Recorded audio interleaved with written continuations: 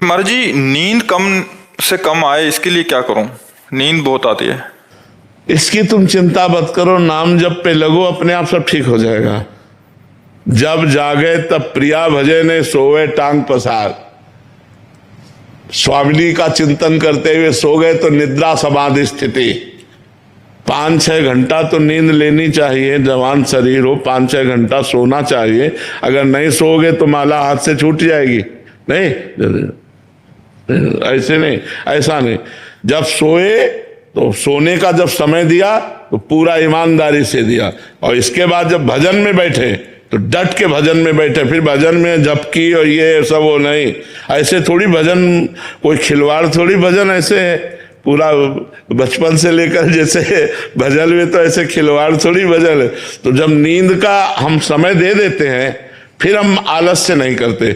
अगर हमें नींद आ रही, हम खड़े हो गए, हम ठंडा पानी मुंह पे मार लिया, हम कोई भी ऐसी चेष्टा करेंगे जिससे हमारी नींद गायब हो जाए और हमारा भजन चले। हमें प्रमाद स्थिति नहीं लानी, लेकिन 6 घंटे हमें समय देना है नींद को। जवान शरीर है, 6 घंटे समय देना है नींद को। जो शरीर से क्रियाएं करते हैं, जो हम खान पान करते हैं, संसारिक चिंतन होता है तो इंद्रियां थकित हो जाती है, उनको 6 घंटे विश्राम चाहिए। तो नाम जप करते हुए 6 घंटे सो जाओ, इसके बाद फिर लड़ो, फिर नींद नहीं आनी चाहिए।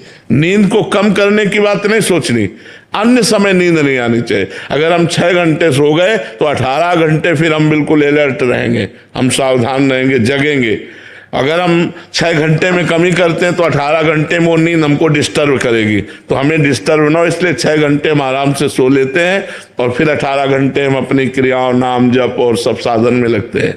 अरे जी, आप साधकों को बताते थे कि जब आप बाल अवस्था में तो आप अपनी चुटिया को झोंपड़ी के साथ बांध लेते थे। बड़े उपाय कर ले। अब जैसे अनुष्ठान चल रहा है गायत्री का, अब शांत एकदम शीतलता, वायु एकदम ठंडी चल रही, जंगल में जैसे एकदम नाम जप करे तो जप करते करते एकदम जैसे, तो फिर अब एक पैर के बल खड़े हो गए, अपनी जटा को ऊपर उसमें झोपड़ी थी फूस की, उसमें बांध दिया कि ऐसे होगा तो एकदम समझ में आ जाएगा। और एक पैर के बल खड़े होकर के जप कर रहे हैं, फिर ये थक गया पैर तो फिर इस पैर के बल खड़े होकर। भजन करना है तो लड़ना है, हमको युद्ध करना है। हमें अपनी वासनाओं से, अपनी कामनाओं से, अपनी कमजोरियों से हमें युद्ध करके भजन में आगे बढ़ना है।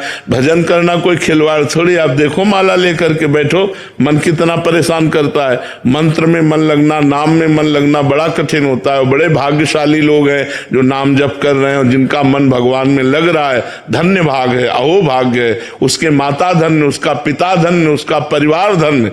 नाम प्रसंग कहे तो उपदेश जाया धर्म, धन्य सो देश, धन्य सो कुल जय जन्म भयो, धन्य सो तात, धन्य सो माय। उसके माँ धन्य, उसका पिता धन्य, उसका कुल धन्य, उसका देश धन्य, जहां भगवान का प्रेमी महात्मा उत्पन्न हो जाए, भगवत भजन करने वाला उत्पन्न हो जाए। तो हमें नींद हटाने की नहीं सोचनी, हमें नींद पूरी करके नींद फिर ना आवे, ये बात हमें ध्यान रखनी।